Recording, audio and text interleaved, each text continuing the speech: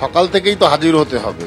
Judgement সঠিক হচ্ছে কিনা, মানুষ সঠিকভাবে ভেতরে ঢুকে কাউন্টিং করতে পারছে কিনা সেটা দেখা, কোনো রকম পার্শিয়ালিটি তৈরি হচ্ছে কিনা সেটা দেখার বিষয় আছে।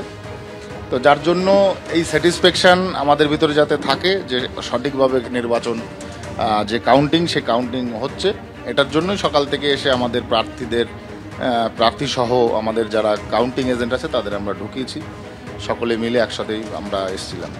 এটা কি প্রশাসনের উপর চাপ সৃষ্টি করতে চাইছেন?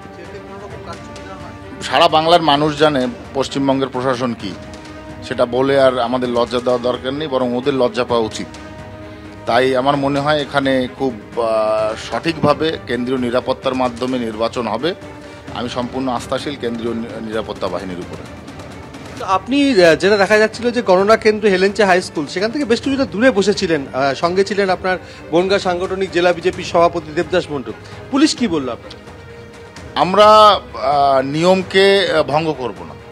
200 মিটার একটা মানে শর্টলি একটা জায়গা করা, মানে টাইম দেওয়া হয়েছে, ডিস্টেন্স দেওয়া হয়েছে, সেই 200 মিটার দূরেই আমরা বসেছি। কোনো আর্গুমেন্টে যাব না, এটা নিয়ে কোনো রকম কোনো ইসে যাব না। কে কোথায় বসেছে সেটা আমাদের ব্যাপার না। আমরা 200 মিটারের বাইরে বসে আছি চায়ের দোকানে, এখান থেকে আমরা অবজার্ভ করব। আপনি গত লোকসভা নির্বাচনে বাগদা বিধানসভা থেকে 20,000-এরও ভোটে বেশি এগিয়েছিলেন। এই বিধানসভাটি 2021 সালে বিশ্বজিৎ দাস বিজেপির হয়ে জয়লাভ করেছিল। কি হবে মনে হচ্ছে ফলাফল? মার্জিনের কথা বলতে পারবো না, বাড়তেও পারে কমতেও পারে, তাহলে কিন্তু আমরা পুরো বিশ্বাসী যে এখানে জিতছি।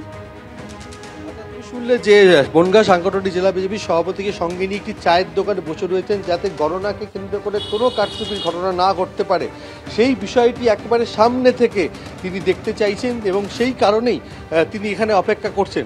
আমরা এখন দেখতে পাচ্ছি যে পুরো নিরাপত্তার চাদরে মুড়ে ফেলা হয়েছে গোটা বাগদা রোড। আর সকাল 8টায় গণনা শুরু, সকাল 4:30টার সময় স্ট্রং রুম থেকে ইভিএমগুলো নিয়ে আসার প্রক্রিয়া শুরু হয়েছে।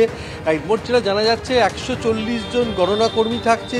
13 রাউন্ডে বাগদা বিধানসভা উপনির্বাচনের গণনা হবে। মনে করা হচ্ছে বেলা 11টা-12টার মধ্যে ফল প্রকাশিত হয়ে যাবে। মোট 25টি টেবিলে ইভিএম গণনা হবে এবং 5টি টেবিলে পোস্টাল ব্যালট গণনা হবে। এবং গণনাকে কেন্দ্র করে টান নিরাপত্তার চাদরে মুড়ে ফেলা হয়েছে। ত্রিস্তরীয় নিরাপত্তা, ইভিএমের যে স্ট্রং রুম রয়েছে সেখানে যেমন কেন্দ্রীয় বাহিনী রয়েছে, ঝেলেঞ্চা হাই স্কুল যে গণনা কেন্দ্র সেই গণনা কেন্দ্রের প্রাঙ্গণে কেন্দ্রীয় বাহিনী রয়েছে। বাগদা রোডে বিভিন্ন জায়গায় কেন্দ্রীয় বাহিনী টহল দিচ্ছে। অর্থাৎ সকাল থেকে কড়া নিরাপত্তার চাদরে মুড়ে ফেলা হয়েছে এই গণনা কেন্দ্র, যাতে গণনাকে কেন্দ্র করে কোনো অপ্রীতিকর ঘটনা না ঘটে সেই কারণে প্রশাসন যথেষ্ট প্রস্তুত রয়েছে। সুব্রজিৎ, ধন্যবাদ সমীরণ।